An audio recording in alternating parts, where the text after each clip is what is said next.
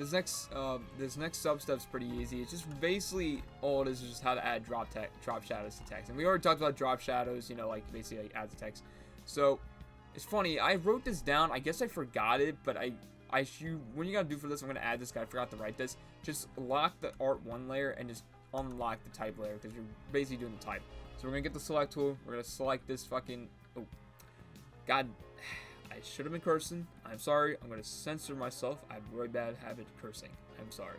Anyway, we're gonna select this title of the restaurant, which is in Portuguese.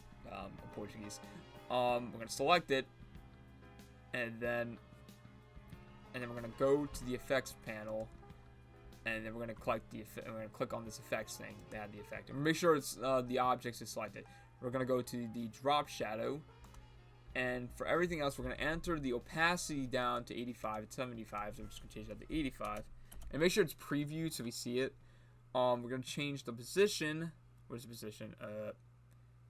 See, the position's right here. So we're gonna change the X. We're gonna change both the X offset and the Y offset to about, I think it's 0.06, so just change that.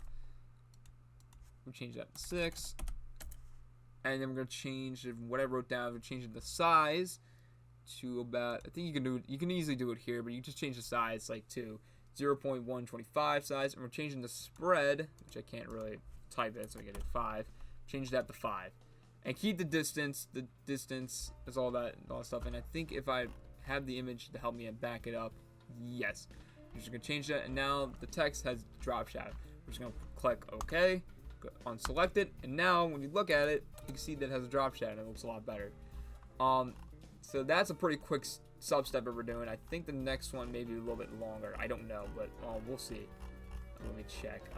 Yeah, it's a little bit more longer, but it's not as long. But anyway, I'm going to end this sub-step, this recording of the sub-step, and I'm going to do the next one. So let me go back and re-record.